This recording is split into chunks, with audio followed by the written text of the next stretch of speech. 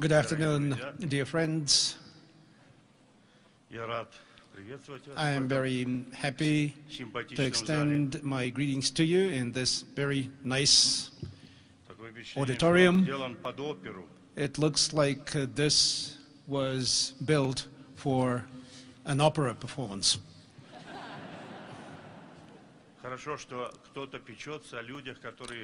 It is good that such beautiful buildings are built in places which are rather harsh climate-wise.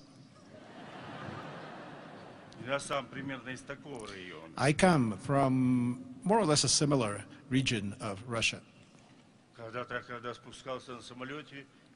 And when we were landing, I looked around. That was in Texas, in El Paso, Texas, and I thought, well, the grass looks about the same as in my place, in my region. It's almost like coming home. The subject of my remarks, of my speech here today, is the United States and Russia in the world of the 21st century. Our two countries, during the previous century, had different episodes, but most of those episodes were of cooperation. We were allies during the Second World War, which made it possible to defeat the plague of Nazism. But then, later, for several decades, we were testing each other's strength. And that was not a good period in our relations. But let's blame it all on Winston Churchill. He was a great man, but it seemed to him that the Soviet Union was on the verge of sweeping all the way to the Atlantic. I will tell you this and let him hear it too. We did not have any such plans. There were no such plans in the Soviet Union of that kind of aggression. Europe is our region because we are Europeans, even though Russia extends almost 10,000 kilometers and 10 time zones. It takes 7, 8, 9 hours to reach the far east to fly to the far east of Russia.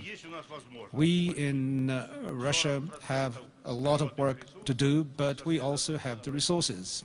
Perhaps 40% of the world's natural resources are in Russia.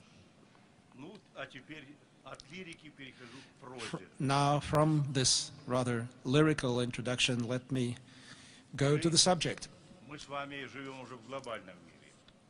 We live in a global world. It is already a global world. And we feel that.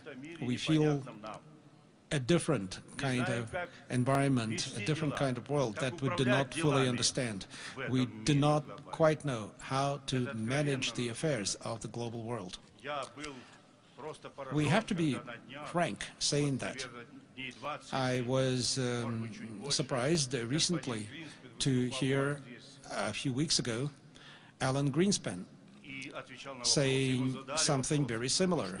He was asked what is happening in the world, what are the causes of the crisis, what is going to happen to all of us. And then Mr. Greenspan, whom we all trusted, the political leaders also trusted him. He seemed to be the person who understands, who takes the important economic decisions, who deserves our trust and respect. And he said, I just don't know. I don't know what's happening. So how is it that we are in this kind of bind? And he said, I don't know what needs to be done. So I am also a human being like him. And I think that the only thing that we should rely on is, of course, God and our work, and giving every effort, our mental and physical effort, to make sure that we live on this planet in peace, and in good order so that we could continue life on Earth for many, many centuries to come.